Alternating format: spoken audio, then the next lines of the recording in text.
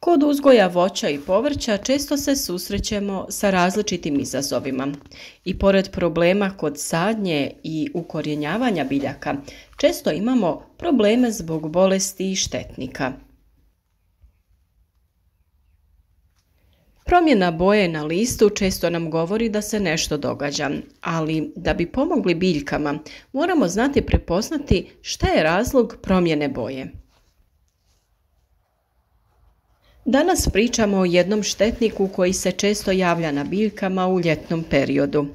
Najčešće se javlja na krastavcu, dinjama, lubenicama, patliđanu, paradajzu, ali zna se pojaviti i na drugim kulturama poput maline, kupine i sl. U ovom videu ćemo vas naučiti kako prepoznati ovaj problem i kako spriječiti ovog štetnika da uništi naše biljke. Kao i uvijek, tu smo da sa vama podijelimo korisne informacije u uzgoju voća i povrća, pa podržite nas tako što ćete označiti video sa like i ostaviti nam komentar ispod videa. A kako bi ove informacije došle do što više ljudi i bile korisne i drugima, podijelite ovaj video na društvenim mrežama. Razloga zbog kojih list mijenja boju je puno, a najčešće je u pitanju nedostatak nekog od hranjiva ili se radi o nekoj bolesti biljke, te može biti u pitanju neki štetnik koji iscrpljuje biljku. Naravno, ako se radi o manjku hranjiva, list samo promijeni boju, ali na njemu se ne javljaju veći tragovi propadanja, niti neki organizmi koji bi mogli biti uzrok. U tom slučaju, adekvatnom prihranom biljke rješavamo taj problem. Ako se radi o bolesti, najčešće je u pitanju gljivično oboljenje koje možemo prepoznati često kao pojavu plijesni, uslijed čega list ili dio lista odumire. U tom slučaju biljke štitimo sa preparatima koji sprječavaju razvoj gljivica poput sode bikarbone, nim ulja ili nekog od fungicida. Na vama je da odaberete koji preparat ćete koristiti. Na našem kanalu možete pronaći videe u kojima je opisan način borbe protiv bolesti na biljkama, pa ih možete potražiti. Treći razlog zbog kojeg listovi na biljci mijenjaju boju je pojava štetnika, odnosno insekata. Ovdje se može raditi o više različitih insekata koji napadaju biljke i iscrpljuju ih, pri čemu one slabe, a list mijenja boju. Često te štetnike možemo naći na biljkama i u tom slučaju možemo prepoznati o kojim štetnicima se radi. Nakon što ih identificiramo, možemo zaštititi biljke od njih. Međutim, problem se javlja kada golim okom ne možemo vidjeti, a naročito prepoznati o kojem štetniku se radi. Zbog toga trebamo biti oprezni i vršiti kontrolu zaraženosti naših biljaka. Ljetni period i velike temperature dovode do pojave grinja koje predstavljaju jako opasnog štetnika. Vrlo su opasne za biljke i brzo se šire, a često ih kasno uočavamo. Osim toga, velik problem je što se najčešće javljaju u vrijeme berbe plodova. Naravno da niko ne želi plodove koji su tretirani nekim hemijskim preparatom. Zbog toga se, kao i kod drugih štetnika i oboljenja, borimo preventivno. Ako je godina uzgoja sa nižim temperaturama, manja je vjerovatnost da će se pojaviti i razmnožiti, ali ako su temperature visoke, tada treba biti oprezan. Samu kontrolu koncentracije ovih štetnika treba pratiti i naravno reagirati na vrijeme. Sada se postavlja pitanje kako ih uočiti. Samo uočavanje ovih štetnika je teže ako smo slabijeg vida, ali postoje načini da si pomognemo. Ako uzmemo neku lupu, povećalo ili pomoću mobitela uvećamo površinu lista, uočiti ćemo tragove štetnika.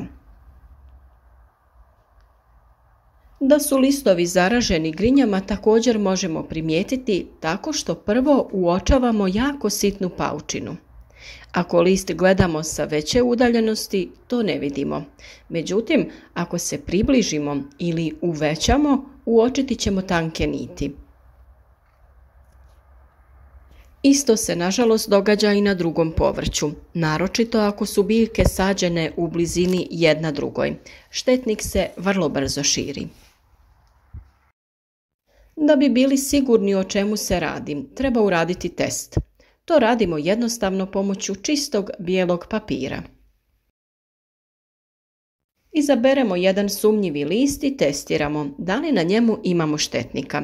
Budući da su u blizini i druge biljke, testirati ćemo ih sve. Izaberite listove koji su počeli mijenjati boju. Lagano otresite list ili nekoliko puta zamahnite listom po papiru. Golim okom se opet teško vide štetnici, međutim ako se zagledate malo bolje, vidjeti ćete jako sitne tačkice koje se kreću po papiru. Da, ta mala tačkica pravi nam velike probleme na biljkama.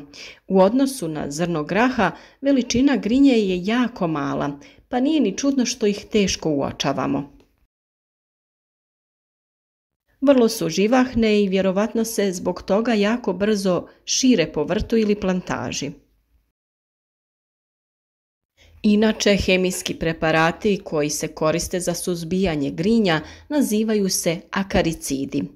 Često ljudi ovog štetnika pokušavaju uništiti insekticidom, ali bezuspješno. Ostanite s nama do kraja videa i pogledajte kako se riješiti ovog štetnika. Mi to radimo ekološkim preparatima, a ukoliko vi želite koristiti hemijsko sredstvo za ovog štetnika, tada upotrijebite akaricid Vertimek u koncentraciji od 7 ml na 10 litara vode. U borbi protiv ovog štetnika dobro su se pokazala razna ulja koja ovom štetniku onemogućavaju hranjenje na površini lista, nakon čega štetnik umire nakon nekoliko dana. Za tu primjenu mi koristimo nim ulje, koje jednostavno otopimo u toploj vodi. Budući da je ulje nima jako gusto, dobro ga pomiješamo sa vodom, a za bolje prijanjanje i djelovanje u vodu ćemo dodati i malo tečnog sapuna. Za vrijeme dok radimo tretman ovim preparatom potrebno ga je stalno miješati. Vrlo je važno obilno okupati biljke sa obje strane listova, a tretman treba uraditi predvečer da bi se preparat sporije sušio. Naravno, nijedan preparat koji se prska po listovima biljaka nije dobro koristiti za vrijeme jakog sunca, pa to treba odraditi ili rano ujutro ili predvečer.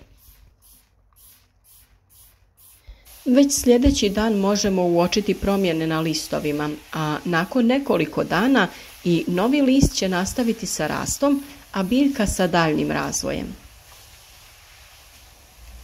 Često se uzgajivači biljaka vode sa tim da u ljetnom periodu listovi na biljkama ili čitave biljke odumiru i da je to prirodan ciklus. To nije tako i želimo naučiti one koji ne mogu održati biljke na životu do kraja vegetacijskog ciklusa kako da to učine.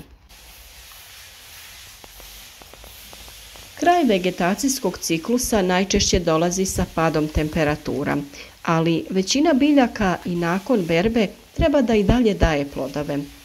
Neki od primjera su paradajz, paprika, lubenica, dinje, krastavci i još puno povrća.